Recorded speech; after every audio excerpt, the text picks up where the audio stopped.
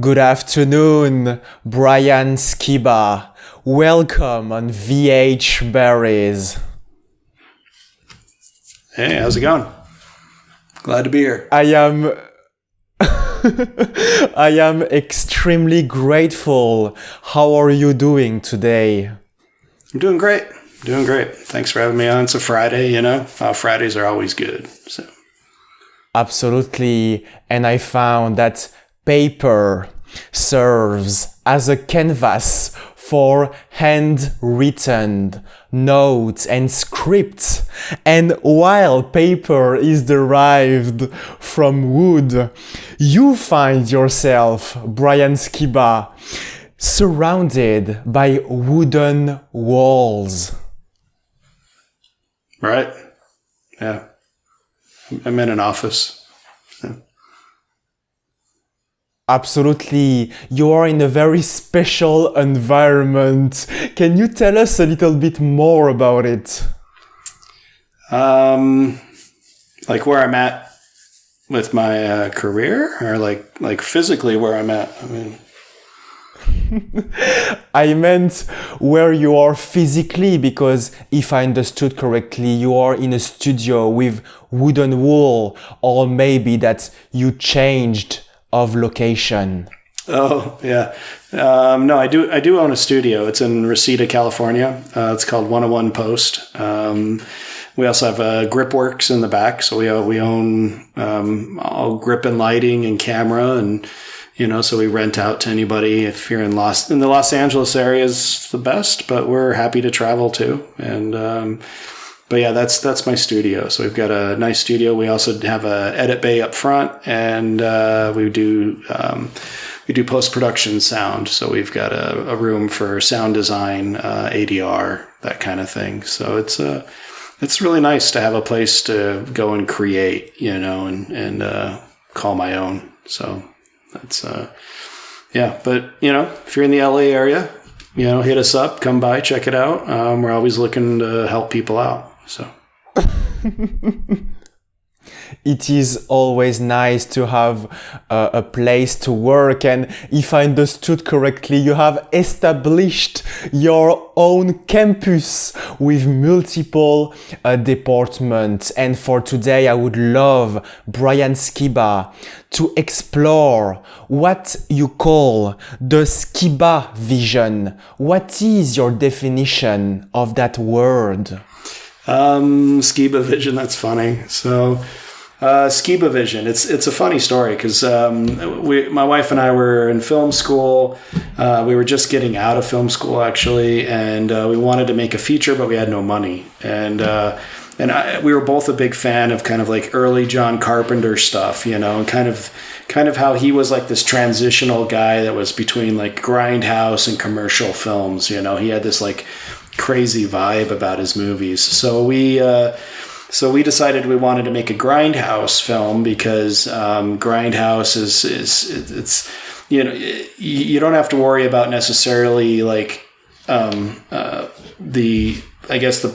it's just a different style of filmmaking that we felt fit. The fact that we had no money, because grindhouse movies were made with no money.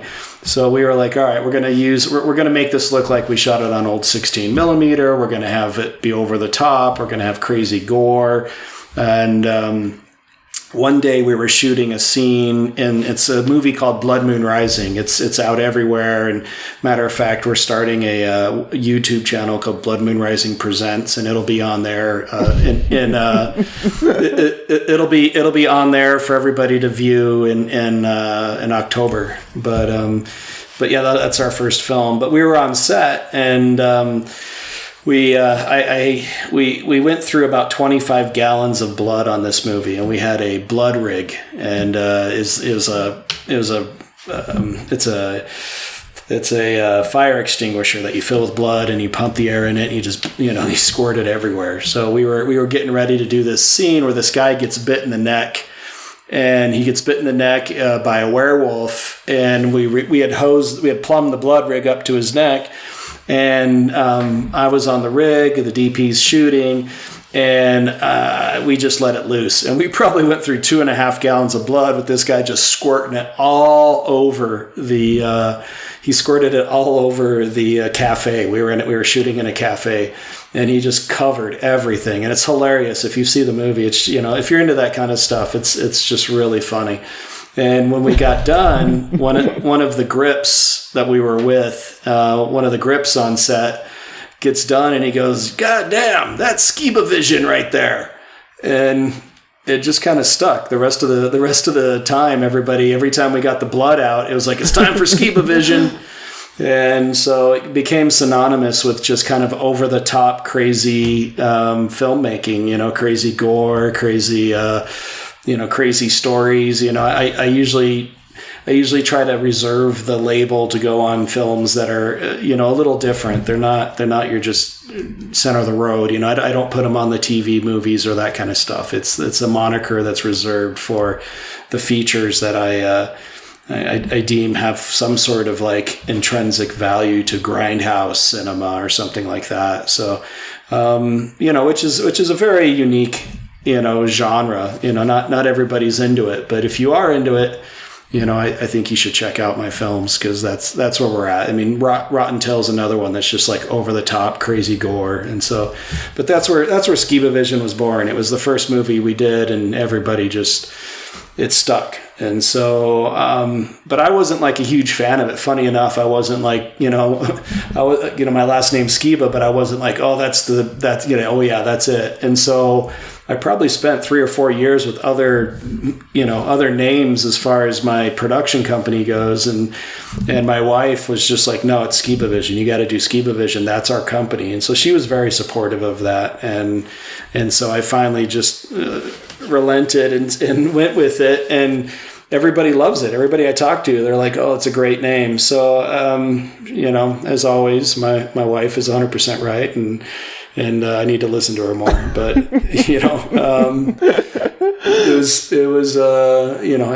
it's a fun name, but it is a synonymous. If you see a Skiba Vision film, then you know what you're going to get into. It's going to be dark. It's going to have a little bit of humor. It's going to have some over the top moments, and that's the style of filmmaking I love, and I'll continue to do so. Absolutely. Brian Skiba, the Skiba Vision label has the very special recipe to make over-the-top productions. And as you just mentioned, you had on that set around 25 gallons of blood, and there is also a variety of layers that we can find inside this Skiba Vision movieverse, or what I can also call the Skibaverse Vision movie, which is at the contrary, because I switch the words. Yeah, I like Skibaverse. That's pretty cool. So. Yeah, but no, I've got more films under that label that are being currently developed. We've got one called Cold Deck that's kind of this revenge thriller that's really dark and cool, that'll be out soon. And Lionsgate just picked it up, so it'll come out through Lionsgate.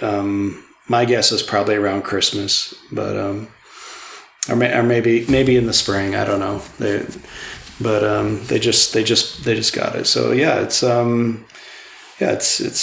fun, and it's a blessing to have the support I have from the CEO at Lionsgate, Grindstone, and his support's been amazing. And so he supports, he likes what I do. He likes the type of films I make, and that's important, is to have people who have your back. And as a filmmaker and as an artist, generally at the end of the day, we're artists, and we're just creating art and hoping that people like it, and so that's it's always a risk, but been fortunate. And so I'm trying to create more of that label and give people more of what that was, what Skiba Vision is and what it's all about. And so I'm looking forward to the future as things get bigger and better. So. You are, Brian Skiba, looking forward to the future. And it is, as you just mentioned, very important to have the support of all of those production companies, especially when it comes to make what you call the grindhouse movies. What is your meaning of the word grindhouse? The meaning of grindhouse is for me. I mean, it's definitely a genre. I mean, it was a genre created in the 50s and 60s, which is synonymous with really independent film, because in the 50s and 60s, you had studio movies, and then you had these guys with their 8mm cameras or 16mm cameras if they had the money, out making these just kind of like crazy indie films, and it became kind of like these the Toxic Avenger, which was a little bit later, I know that's 80s, but you're talking about these these vampire and Dracula movies, and they're gory, and they're just they fit in this kind of genre world, and it's like you're saying, each of them had their own kind of like universe, and they're fun, and they inspire people to go in a different world. I feel like there's just a lot of films these days. You're either Marvel, which has unlimited amounts of monies to make movies, and we just can't compete. There's just nobody in the indie world that can compete with that, or a lot of studios are just making thrillers, or these cast heavy dramas, or stuff like that. And so I feel like there's this disconnect right now with films that are crazy, over the top, fun, gory, violent, things like that. Everybody's become a little too, so I think it'd be nice to get back into those things. It'd be nice to have movies that just don't follow the rules, because that's kind of what we got, at least what I got into filmmaking for. I got into filmmaking to break the rules. I got into filmmaking to make movies that, are inspire and entertain, and sometimes it's just meant to entertain. Sometimes the movies are just you're meant to laugh. Don't take it too seriously. Sometimes I look at some of the reviews and I'm like, not just my films, for other films, and you're like, man, this reviewer did just miss the mark. It's like, it's not even, he's not even in the right realm of what this movie's supposed to do. This movie wasn't created to win an Academy Award. This movie was created for somebody on a Friday night to smoke a joint, have a beer, and relax, and laugh and have fun and watch something that takes them out of their humdrum world for a minute.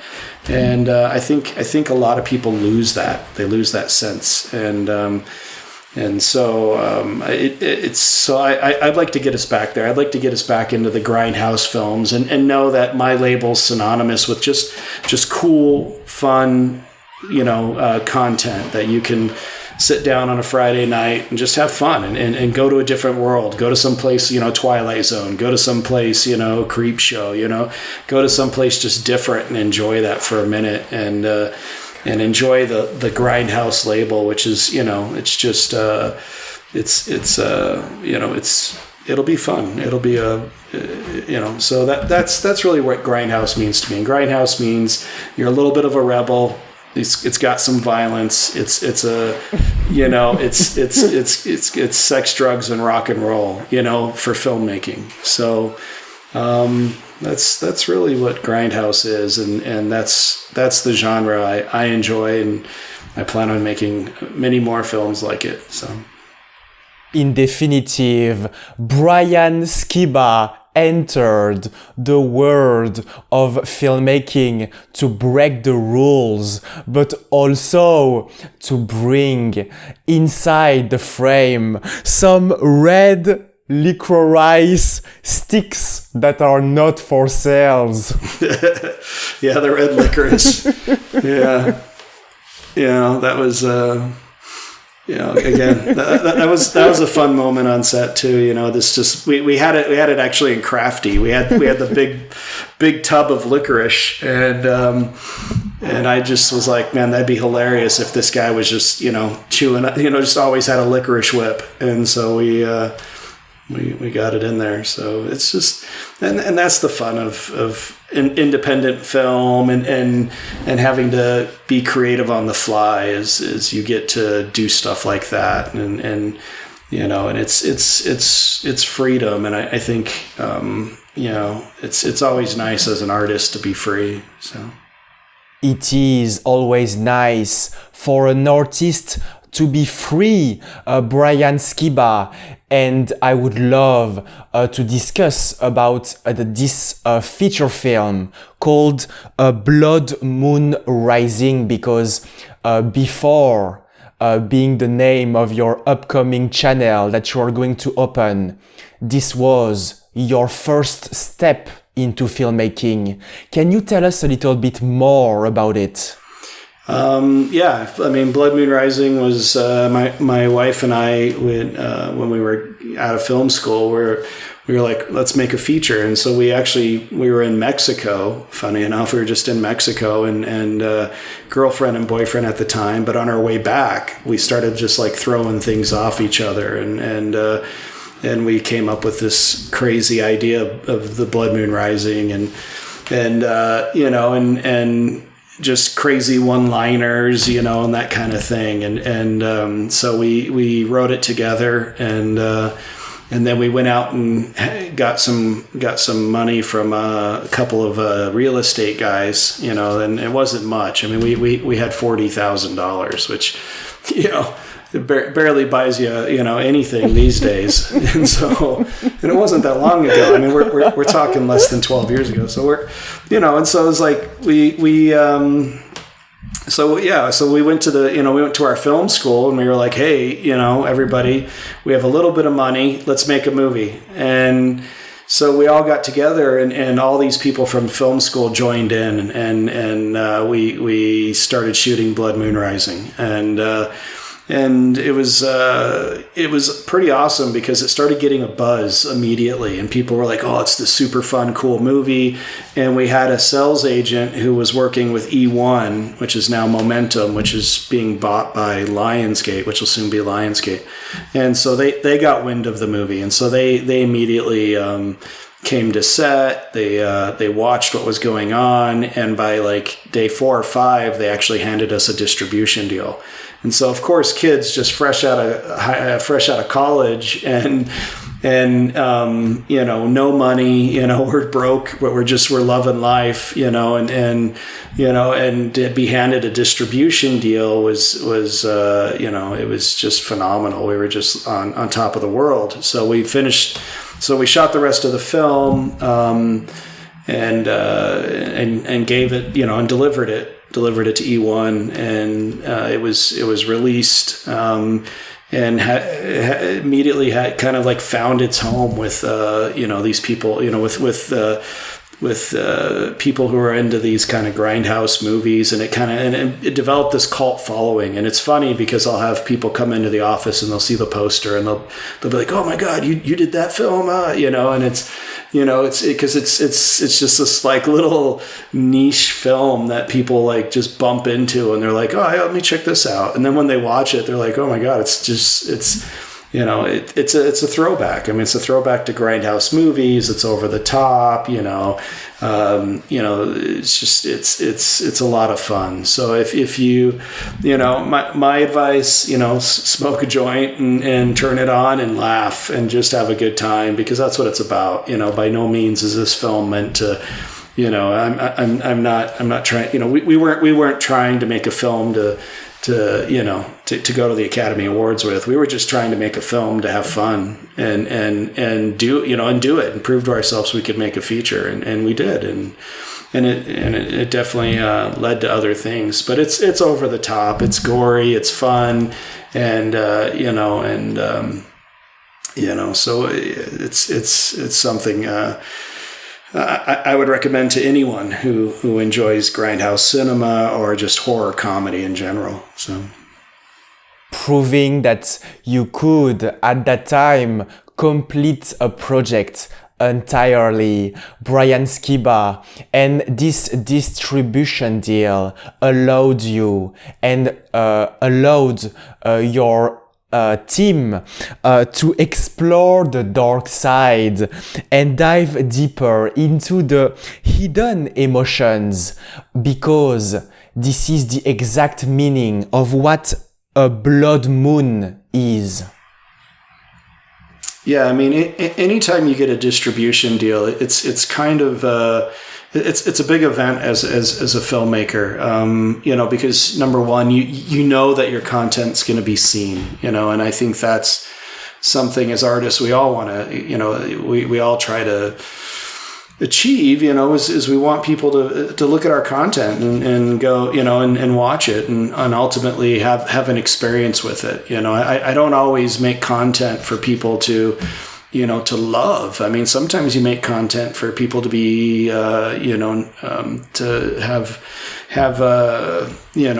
to be unsettled, and you make content, it's just, you make films to give people an experience and to really, take them on a journey, and what that journey is always defined by, is defined by what the artist's intent is. And so, I've made a lot of films, and so not always is my intent for, an audience to just, to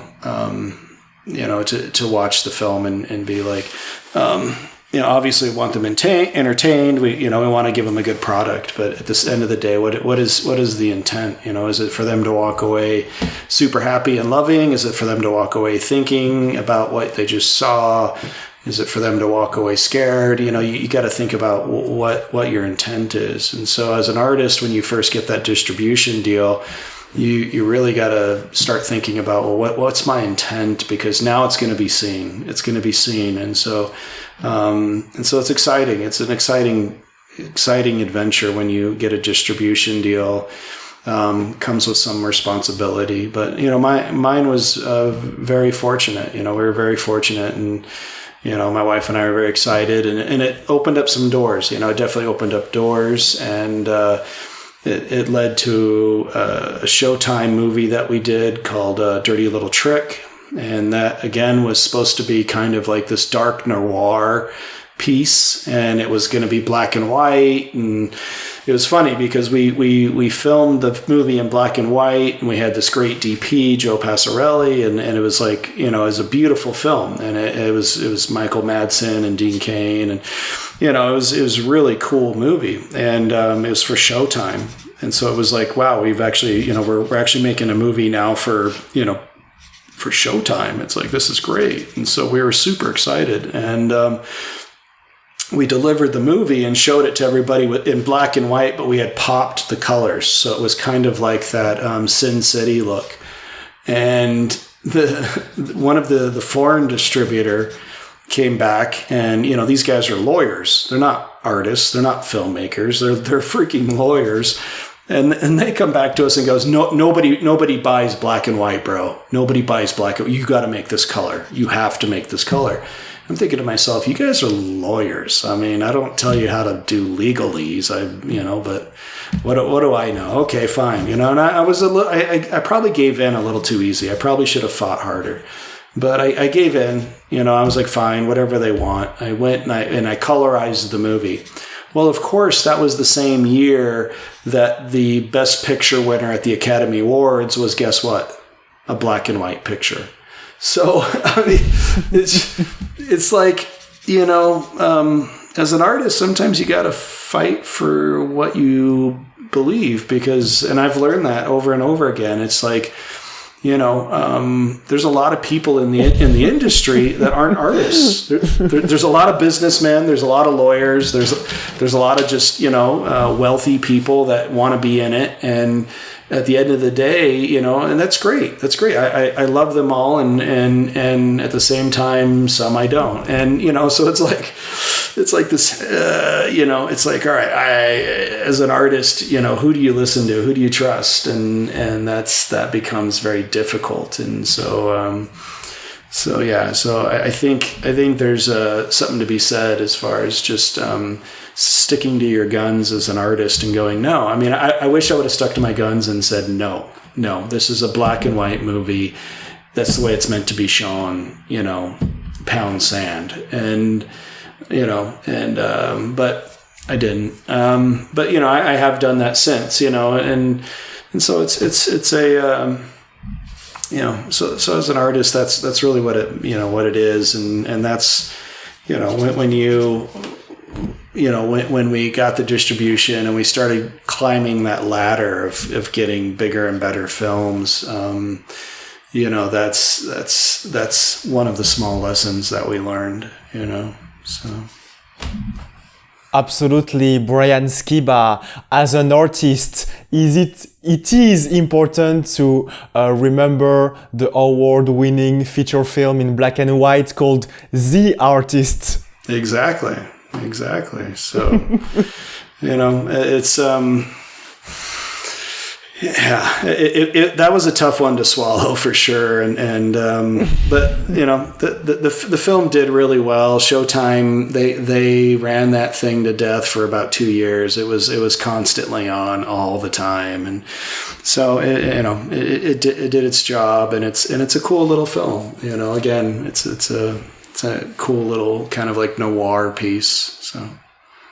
You knew, Brian Skiba, that because of that distribution deal, that feature film was going to be seen, as you just said. So you had to have very clear intent. And I personally believe that one of them is probably and was probably to show the landscapes and the city of Avondale in Arizona, where you recorded everything, which is a place close to the Aqua Fria River. Yeah, yeah, no, that's exactly where it was. I'm surprised you know all that. That's awesome. But yeah, no, that's we shot that.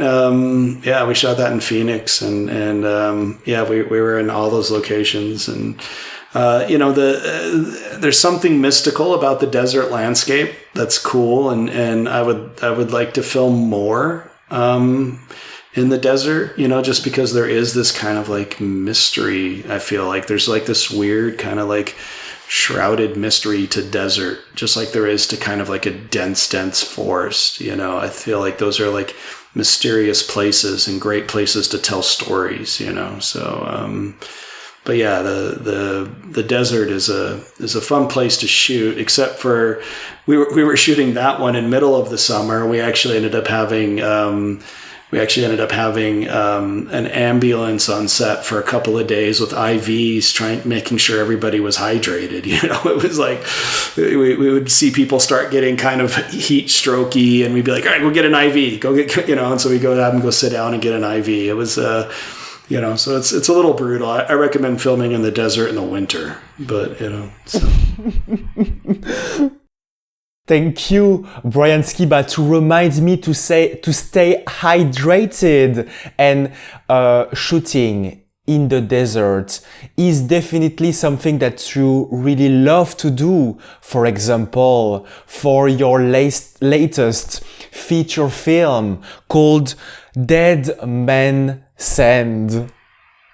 Right. No, Dead Man Sand. Yeah, it was shot in the high desert. It was that one was shot in Santa Fe at a place called Eve's Ranch. It's a very famous ranch. You know, a lot of great films were filmed there. The Ballad of Buster Scruggs. You know, a couple of Clint Eastwood films. It's a cool historic location, and it's in that high desert kind of plains, and yeah, so yeah, Dead Man's Hand. It's out now. That was a Lionsgate release, and it just came out, so it's all over the place. You can purchase it. It's not streaming yet, but you can definitely purchase it for DVDs or Blu-ray and on demand, Vudu and those kind of things, Amazon.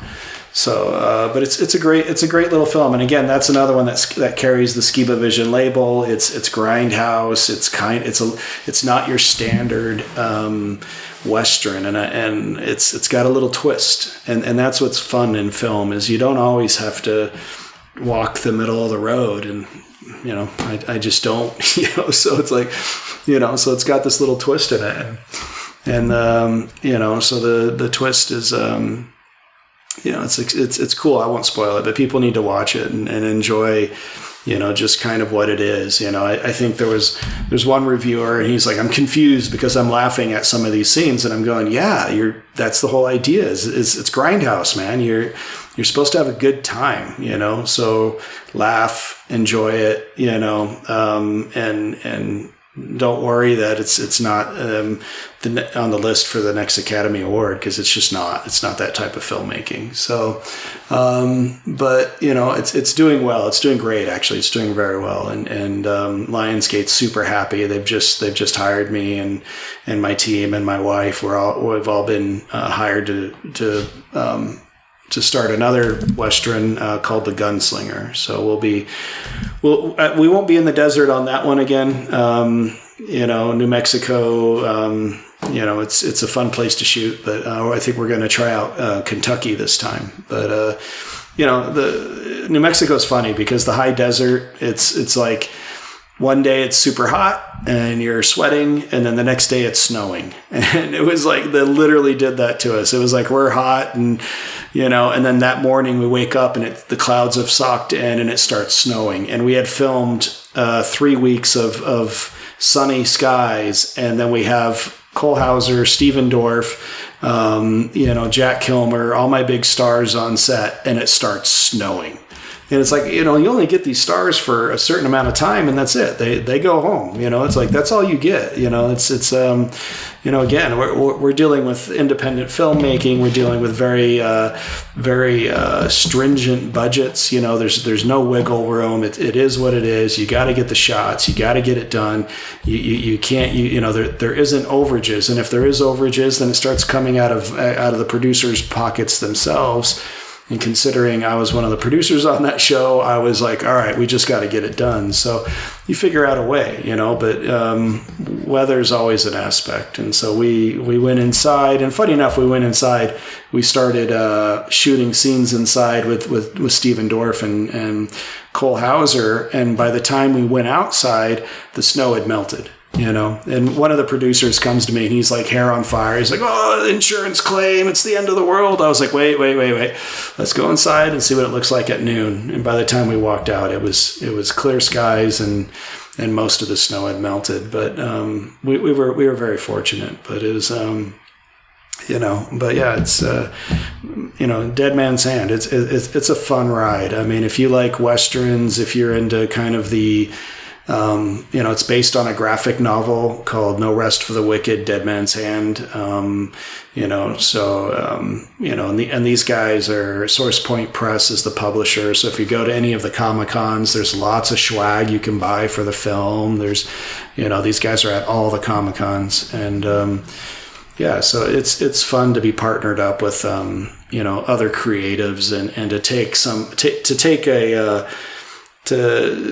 take a graphic novel and make it come to life. This is my second time I've done that. And it's a lot of fun. It's a lot of fun to do. So.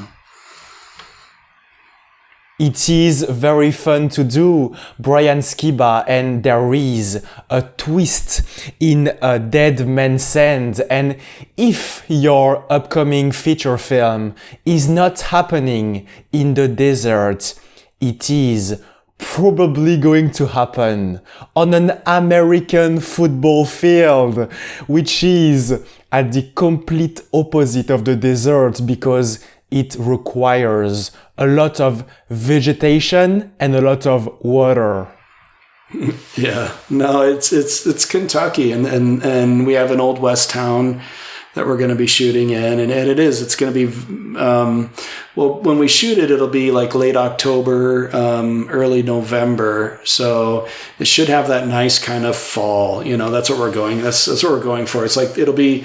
The idea is in the movie. The idea is that it's the first storm of the winter, and so we've timed it with that kind of season. So we're hoping that the leaves are changed and it's looking like fall, and we can really sell that it's like the first storm of the winter. And that's when the story takes place. So I think the timing's impeccable, and as long as everything else comes together, knock on wood, we'll be shooting it in, a little less than 4 weeks. So.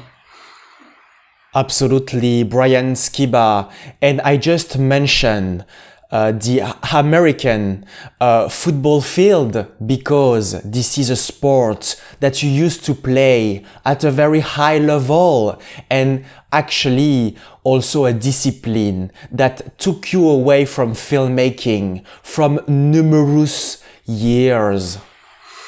Yeah, I guess. Yeah. Football was one of my passions. I started filmmaking when I was very young. My parents bought a VHS camera, and it was the rage of the early 90s, late 80s. And so I was making these like short films with my brothers and my brother's friends, and we were filming a lot of these little short kind of. It was like it was funny because I was even making kind of grindhouse-esque films then too. All just crazy aliens attack and the TikTok killer and just all these like dumb crazy kid stuff. And so I was like and then my mom wanted me to play a sport, and so I tried baseball, but I didn't have the best vision, but I was a bigger kid, and so I played football, and I was like, oh man, I'm good because I'm big, I run people over. So I got into that when I was about 13, 14, and that pretty much occupied all my time until I was early 20s. I played up into freshman of college, and then I got hurt. And when I got hurt in college, I was, I didn't know what to do. I kind of actually dropped out of school after I got hurt a little bit. I finished the semester I was in, the fall semester, and then I was like, I was away from home and everything, and I had severely damaged my my hamstring and like shredded it. It was coming back was going to be really rough, and so I decided that it was time to move on to something else. And so I went to I went back home for a little bit and started going to Arizona State University, which was at home, and I took a screenwriting class because I still enjoy. And I thought to myself when I went back to school, I was like, well, filmmaking's a little bit out of reach. Unfortunately, this was like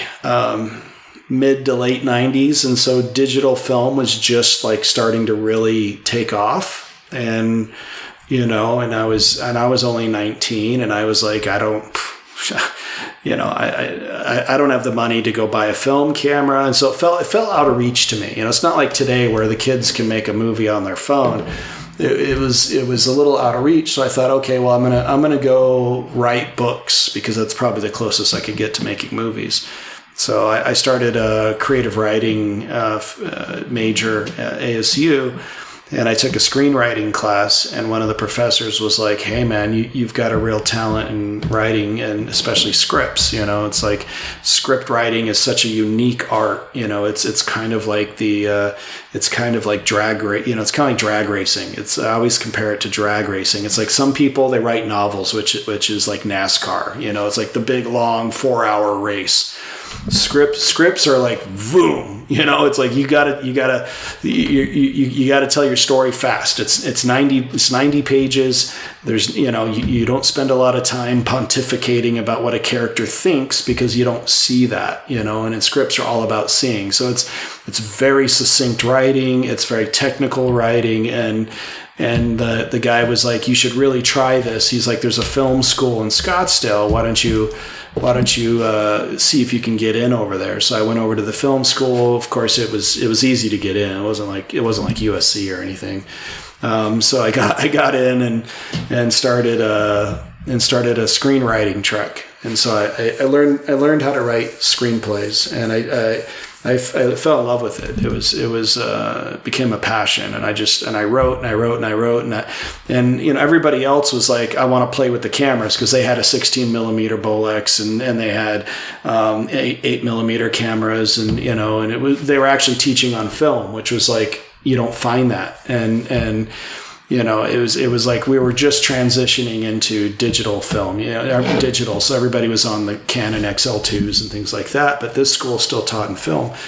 And I was the guy that was like, actually, I was like, I'll learn the cameras. I wanted to learn how to write and how to write well. And so I took every writing class I could. I took it, so I took every writing class, and then I took creative writing classes, and I even took some like contract classes to learn how to write contracts, and it was just like, it's just funny because I'm like a horrible speller, and I'd have bad grammar. It's like my wife has to check everything I do.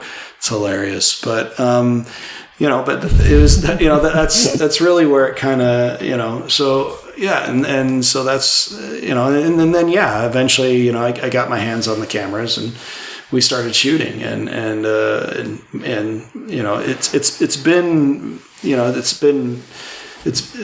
it was a good foundation for sure. It was a good foundation. Coming off of and it opened the doors. It opened the doors, and I think that's what.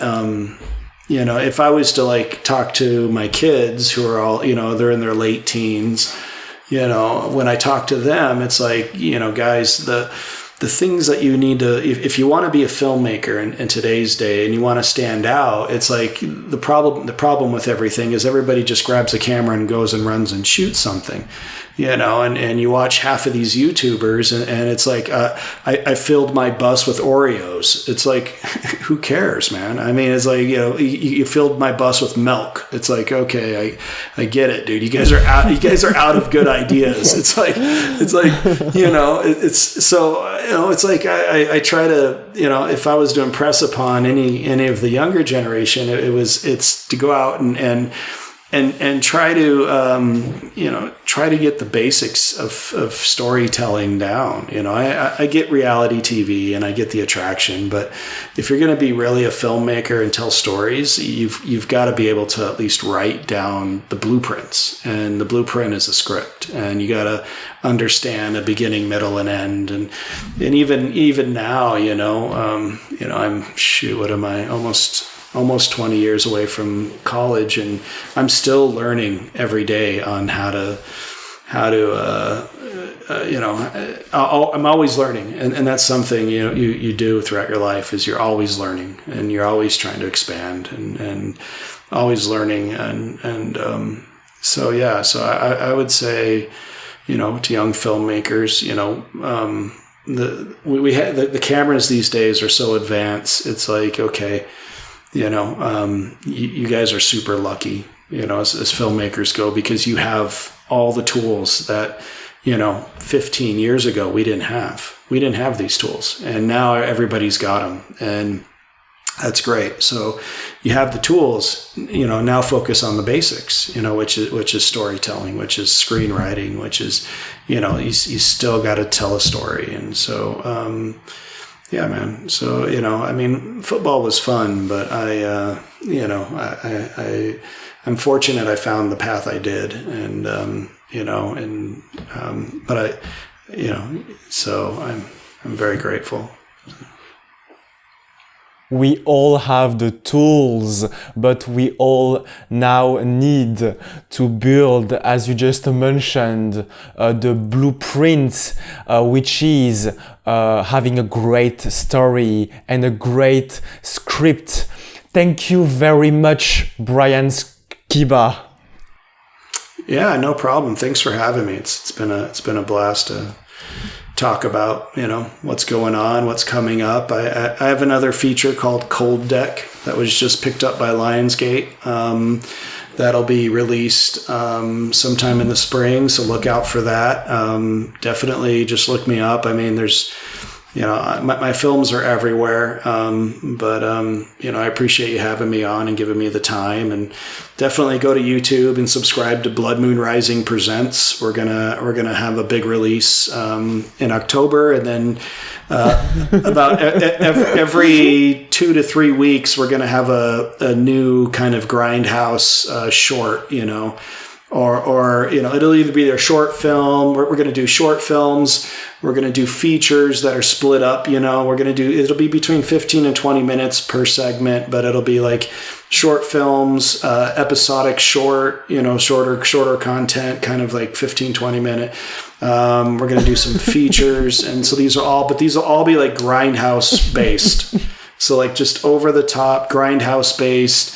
Pushing the envelope of probably what YouTube allows, but it'll be super fun, and I definitely appreciate any kind of anybody to follow. So.